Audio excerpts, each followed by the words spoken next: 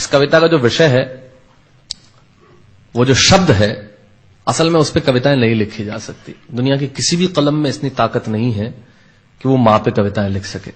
मैं तो बहुत छोटा कलमकार हूं, मैं मां पे क्या कविताएं लिखूंगा। मैंने एक कविता सिर्फ ये लिखी है कि जब मां हमारे पास होती है तब शायद उसके होने का एहसास नहीं होता। जब मां नहीं होती तब जिंदगी क्या होती है, बस मैं ये कहना चाहता हूं। तब आप सुने उस कविता को। एक बहुत छोटी सी कहानी उस कविता के शुरू में कहता हूं। एक जंगल में एक संगीतकार मृदंग बजाता था। मृदंग ढोलक की तरह एक वाद्य को कहते हैं। और जब मृदंग बजाता तो एक बकरी का बच्चा वहां रोज आके खड़ा हो जाता। एक दिन सर ये कैमरे जो भी हैं बंद कर दें प्लीज, फॉर गॉड सेक। बकरी का बच्चा वहां खड़ा हो जाता आके, तो मृदंग जो बजाता था संगीतकार, उसने उस मेमने से एक दिन पूछ लिया कि यार तुझे क्या मेरा सुर, मेरी ताल, मेरी लय बहुत अच्छी लगती है जो तू रोज यहां चला आता है।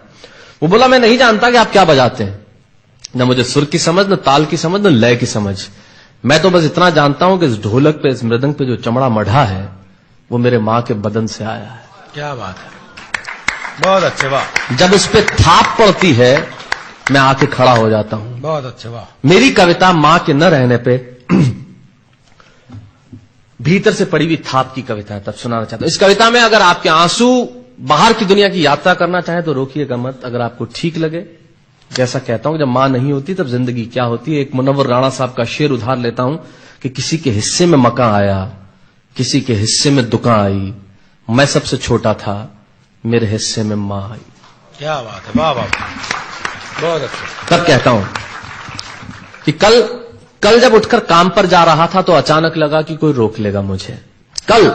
कल जब उठकर काम पर जा रहा था तो अचानक लगा कि कोई रोक लेगा मुझे और कहेगा खड़ा खड़ा दूध मत पी, हजम नहीं होगा। मुझे लगा कोई कहेगा खड़ा खड़ा दूध मत पी, हजम नहीं होगा। 2 घड़ी सांस ले ले, अरे इतनी ठंड और कोट भूल गया, इसे भी अपने पास ले ले। मन में सोचा मां रसोई से बोली होंगी जिसके हाथों में सना आटा होगा।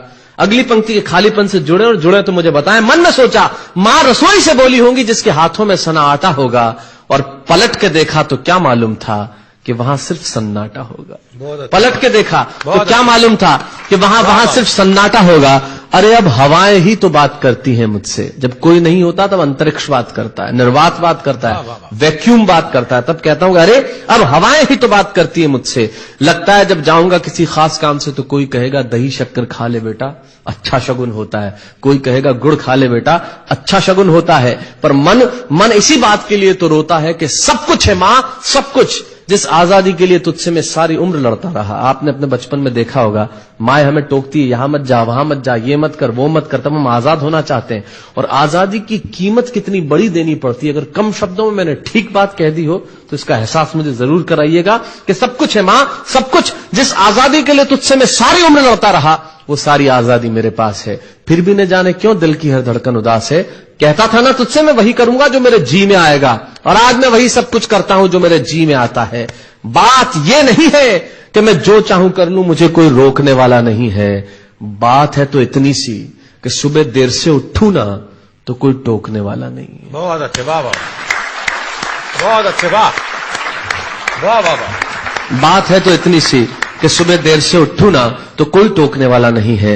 रात को देर से लौटूं तो कौन नाराज होगा भला, कौन कहेगा बार बार कि अब कहां चला। आप ही की जिंदगी के कुछ दृश्य चुराता हूं और आप ही को सौंपता हूं। रात को देर से लौटूं तो कौन नाराज होगा भला, कौन कहेगा बार बार कि अब कहां चला। दोस्तों के साथ घूमने पर उल्हाने कौन देगा, मेरे वो तमाम झूठे बहाने कौन देगा। सच कहा साहब, गम की चोटें जख्मों पे फौलाद से ज्यादा क्या होगी, और मां की दौलत दुनिया में औलाद से ज्यादा क्या होगी। तब कहना चाहता हूं कि रात को देर से लौटूं तो कौन नाराज होगा भला, कौन कहेगा बार बार कि अब कहां चला। दोस्तों के साथ घूमने पर उल्हाने कौन देगा, मेरे वो तमाम झूठे बहाने कौन देगा। कौन कहेगा कि इस उम्र में क्यों परेशान करता है। हाय राम, ये लड़का क्यों नहीं सुधरता है। पैसे कहां खर्च हो जाते हैं तेरे, क्यों नहीं बताता है। सारा दिन मुझे सताता है, रात को देर से आता है, खाना गर्म करने को जागती रहूं, खिलाने को तेरे पीछे भागती रहूं, बहाती रहूं आंसू तेरे लिए।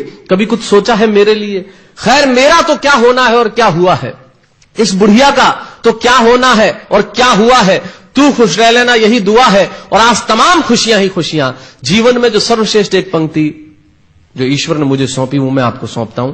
कहीं कोई कविता नहीं है, एक बहुत सामान्य सी बात जो बहुत सामान्य ढंग से मैं कह रहा हूं, लेकिन गेट सेट गो जो मैंने किताब लिखी, शायद हिंदुस्तान के पिछले 3 सालों में सबसे ज्यादा बिकने वाली किताब वो रही। 14 भाषाओं में उसका अनुवाद हुआ।